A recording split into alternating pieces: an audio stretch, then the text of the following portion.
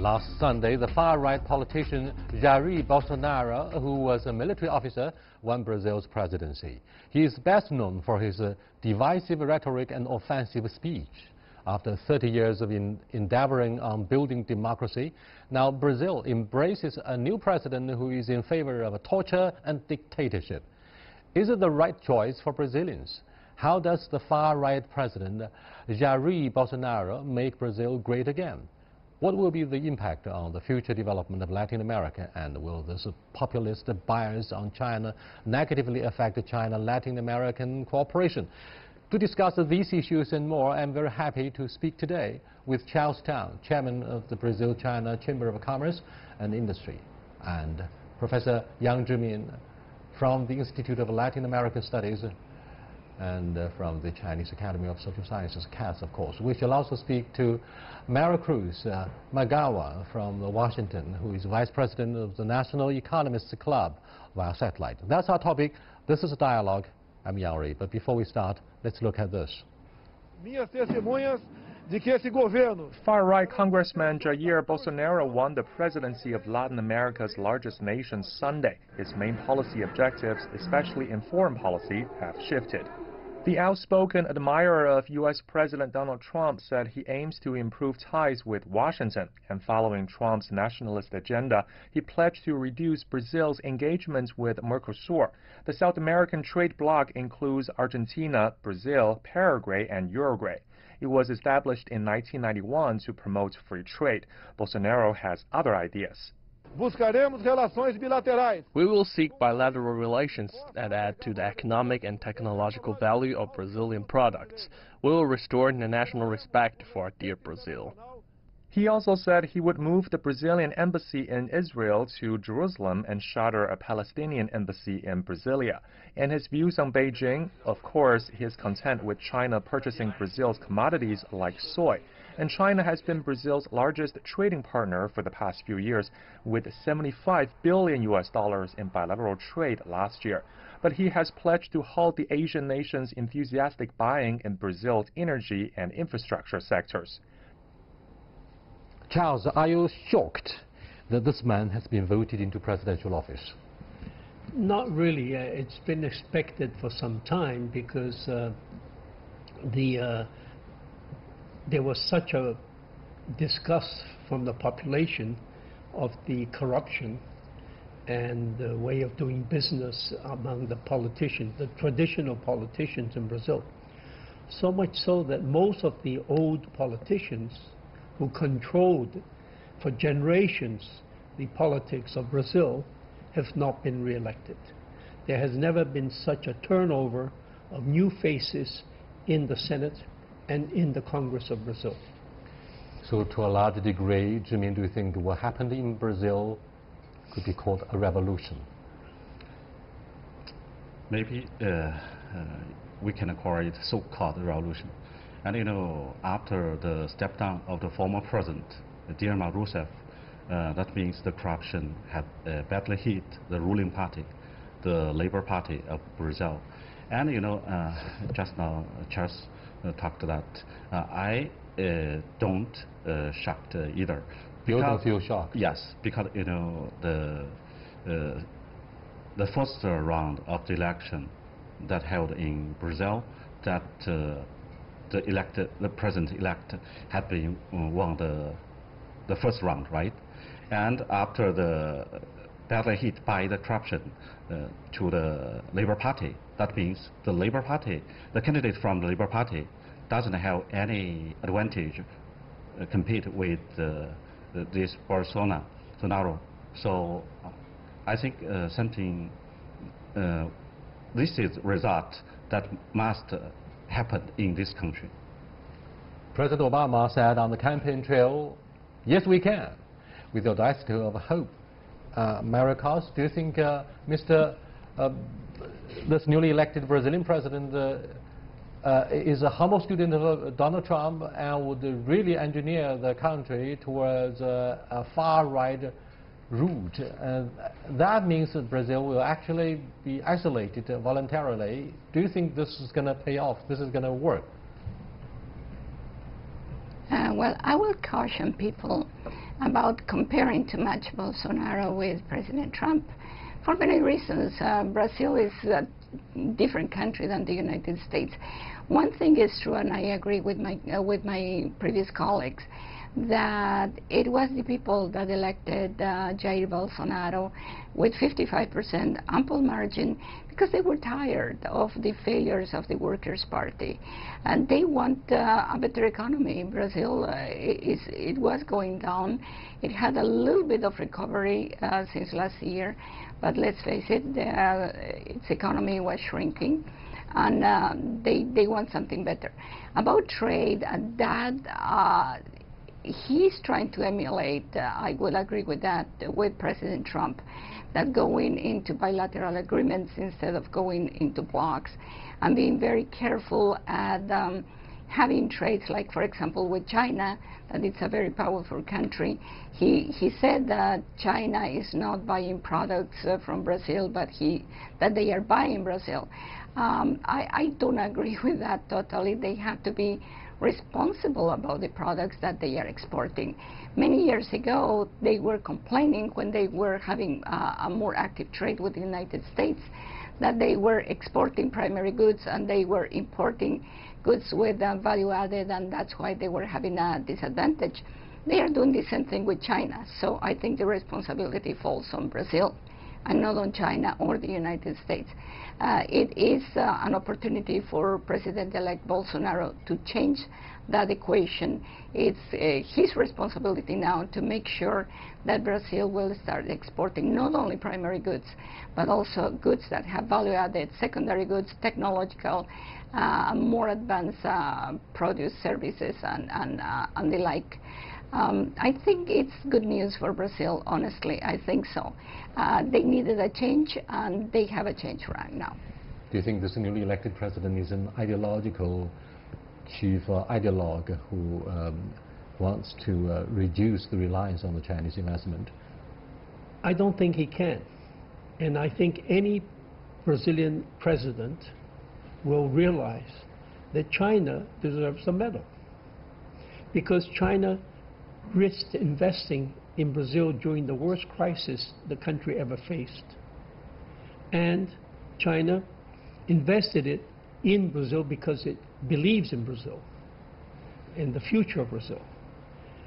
So, and any president will realize that China, being the world's largest single investor in Brazil, the largest trade partner, both import and export, helped Brazil get out of the economic crisis earlier, and helped maintain many, many jobs for Brazilians, and also the surplus position of Brazil. You know, Brazil is one of the countries that has a large foreign reserves, is a large amount of foreign reserves, not as much as China, of course, was basically due to China's import of goods, Brazilian goods, and to Chinese investment in Brazil.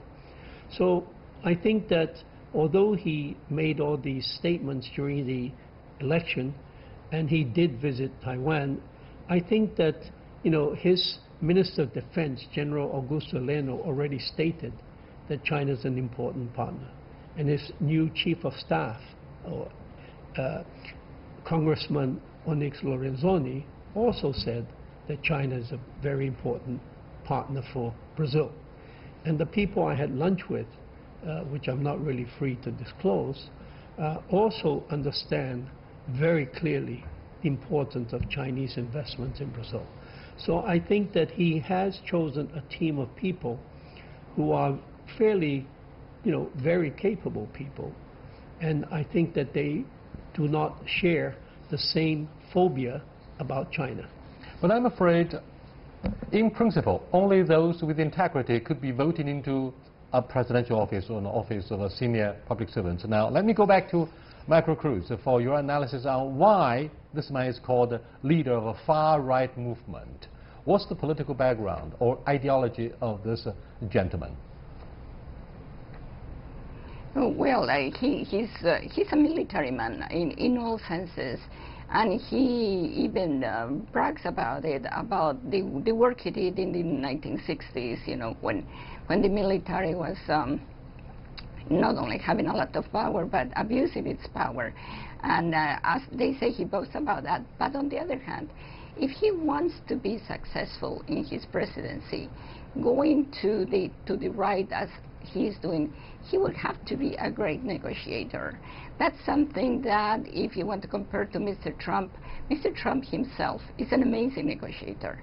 And especially in trade, he is not, for example, with China itself, he's negotiating, but he is not going into a confrontational. Maybe the rhetoric was strong at the beginning, but he gets along very well with President Xi Jinping, in my opinion. And also with other presidents in the way he dealt with NAFTA, for example, when he disbanded NAFTA and started with Mexico first and then Canada in bilateral agreements.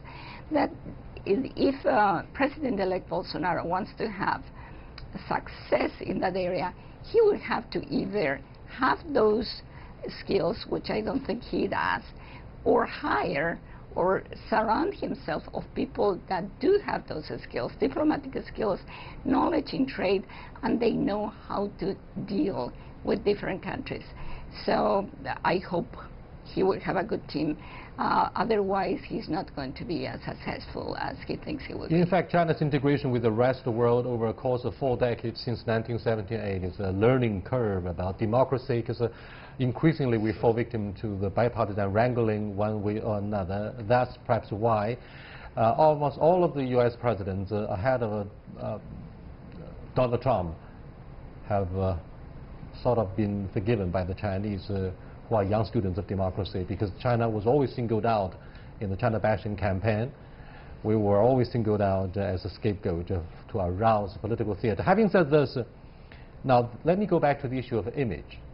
This man, Mr. Bolsonaro, is notorious, allegedly, for his extremely offensive comments on women, gay people, refugees, black Brazilians, as well as defensive attitudes towards dictatorship, guns and torture. For instance, he called refugees the scum of the world and even pushed a congresswoman, and told her, "I would never rape you because you don't deserve it."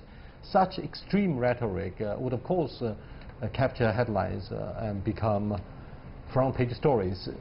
This won't be good for the decency of a presidential image. What do you think of this, Macruz? Well, I don't approve that kind of language and those kinds of attitudes. And in the United States, he will be already having problems about it. The press will be all over him. But again, as I said, one thing is the U.S., another thing is Brazil. The relationship between men and women in Brazil, and I spent some time there. I work with the Brazilians, and I was myself a little bit surprised that they were not treating me badly, obviously, but with condescendence. And that got to me because I went there for business, and I was dealing there with business issues in that capacity. But they treated me differently and almost like I was a little girl or that way, which bothered me. So they are going to have, I think, more tolerance that we will have here in the United States about his rhetoric. I hope the press will react to that. I hope the women's movements, that I'm sure they have many organizations there, will say something about it. And the same thing about refugees. I think respect is expected from presidents. It doesn't matter which country you're talking about. Largest in size, Mr. Jimin, Brazil joined the United States in retreating from the climate change pact that was reached in Paris. Now, if President Bolsonaro were to follow the example of President Donald Trump, withdrawing from this multilateral climate change framework, what does that mean for Brazil and the Amazon? If the president-elect do so, I think it's a disaster for Brazil and maybe for the region, like the Amazon reason, the forest, we call it the lung of the earth. So it's very important, the region. If the country withdraw from the city, I think it is a disaster indeed. But we should not only listen to what he have ever said, but we should wait and see what he will do when he come into office. The whole world is still recovering from the shock of a recent election in Brazil, and we are talking with Charles Tang, chairman of the Brazil-China Chamber of Commerce and Industry, and Professor Yang Zhimin with the Institute of Latin American Studies of the Chinese Academy of Social Sciences. And we're also talking to Madam Macra Cruz Maguan from Washington, who's a vice president of the National Economists Club via satellite. Stay with us, we'll be right back.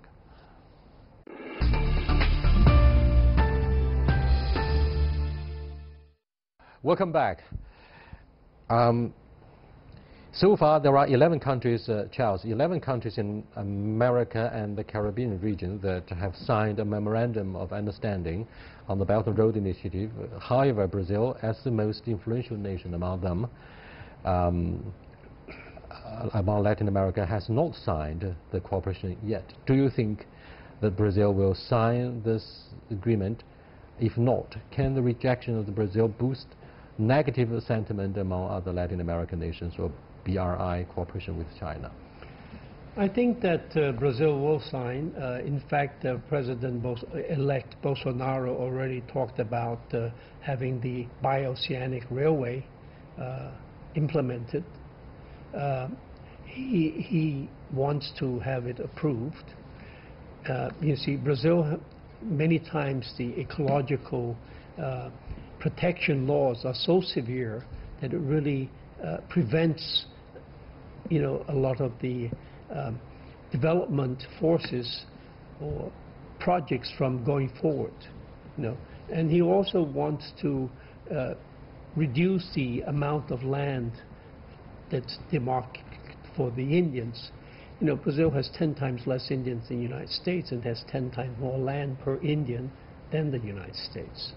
So I think that being tied to the agricultural party, or the parties that support the agricultural people of Brazil, he is probably bound to do that.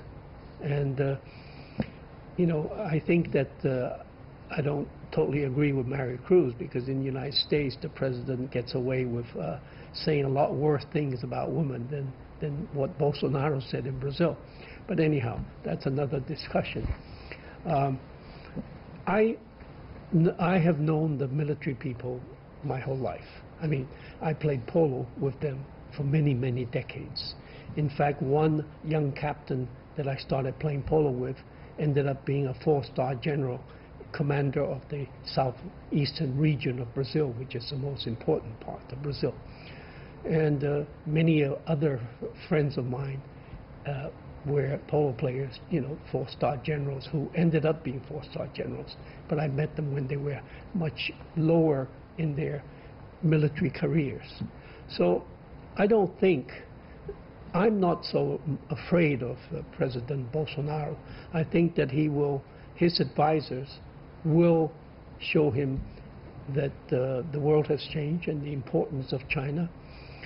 And although he was trained within the Cold War mentality of being anti-communist, I believe that once we're able to get him to come to China, he will see the difference. However, in the early 1970s, General Pinochet, Augusto Pinochet, was assisted by CIA in overthrow and the elected president, Mr. Allende, and he was, of course, killed in assault on the presidential palace. So this is a story that shocked the whole world. I wonder if this could be repeated in Brazil, when the far-right leader who has a strong military background would switch completely to the United States and would adopt a pretty tough style, like a general. Well, of course, Charles, who had developed a very deep and close friendship with some of the ex-generals in his country, There's a likelihood that with the similar results of the election in Argentina, the neighboring country, yet another sizable country of Latin America, where left-leaning politicians were defeated. What do you think of, the whole general trend that politics in this continent is switching to the right side? I think since the late of the 2015, when Argentina turned to right, and the whole region, I think, began to turn to right in general. And recently the political situation in the whole region is very complicated.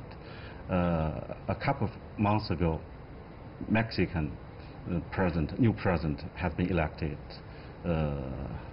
Observador, the new president elected, and now and the president is left-wing party, and now in Brazil, the newly elected president is the far right-wing party.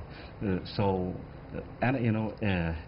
Chile, they finished the election, and right-wing, the new president Pineda came from the right-wing party. So it's very complicated. But when the whole region turned to right, but some countries maybe have some dramatic changes, but others may not, like the Chile. It's a very stable country. No matter the right wing or the left wing has the power in hands, it doesn't matter. It's very stable and smooth how to say. Let me go back to Macron's. Everybody understands the global impact of a brutal trade war, which is emerging larger on the horizon between the United States and China. Do you think this is likely to spill over into Latin America? And do you think President Bolsonaro will have to take side? I think President Bolsonaro is going to put Brazil first. In trade and in all other issues, that's something to understand. Second, yes, his rhetoric is very strong, but I hope, as my colleague said, that he is going to listen to his advisors. We don't know yet. We don't know his personality to that level.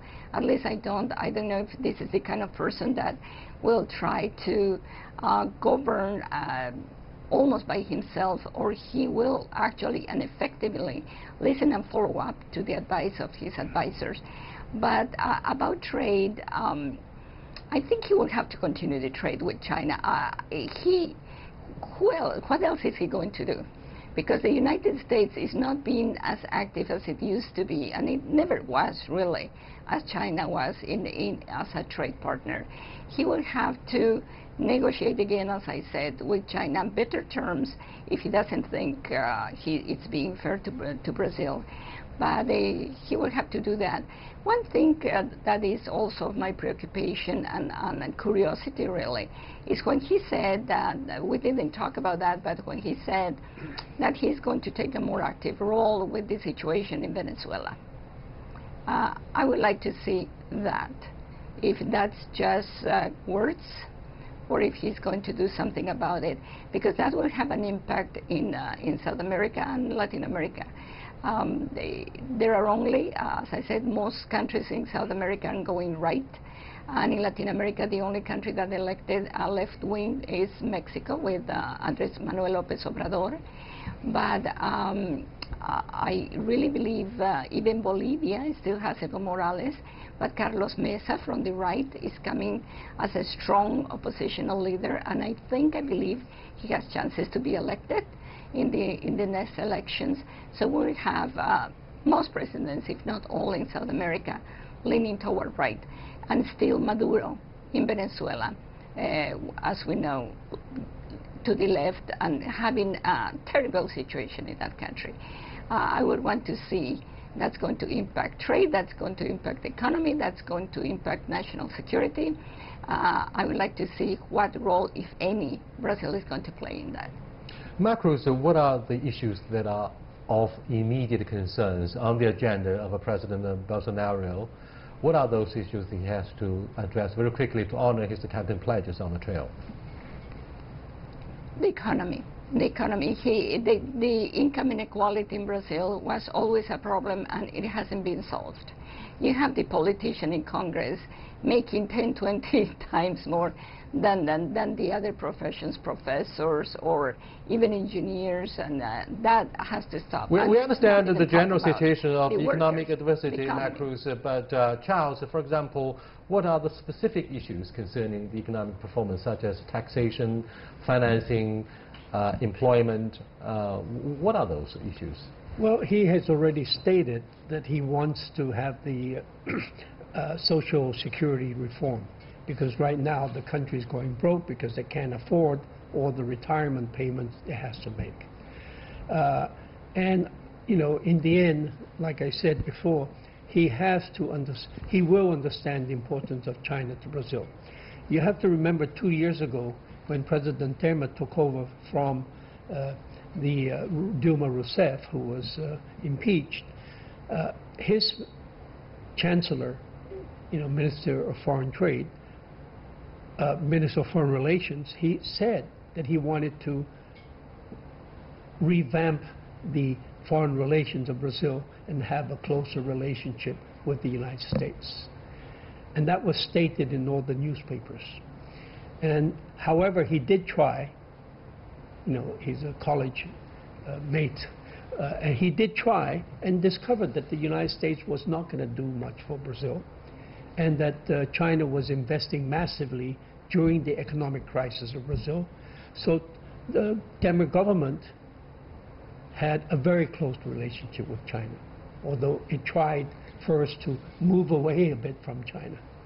We understand the militancy in the rhetorics of presidential candidates on the campaign trail. Zhimin, do you see any strong possibility for President Xi Jinping to meet with the Brazilian counterpart on the sidelines of a BRICS summit to be held in Brazil?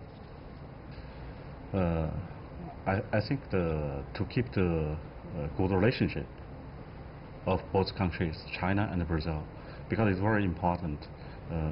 We mentioned again and again, China is not only the largest trading partner for Brazil, but also Brazil is enjoying the trade surplus, and China, I think, is one of the biggest surplus of Brazil's. And you know, with the framework of BRICS, Brazil not only joining the new BRICS Development Bank, but also generally China and Brazil have developed multilateral, bilateral, and regional different levels of cooperation. So I think most urgent for China and Brazil is to continue the good relationship. I think it's urgent for both countries. And another is under the circumstances of the world situation, like the how to say, we meet the trade protectionism and other issues. It's very urgent, not only for China but also for the whole regions. It's maybe one of the topics. Brazil and China share much the same concern on protectionism and unilateralism, perhaps, when it comes to the close cooperation, South-South cooperation for poverty alleviation. I will see you next time. Until then, goodbye.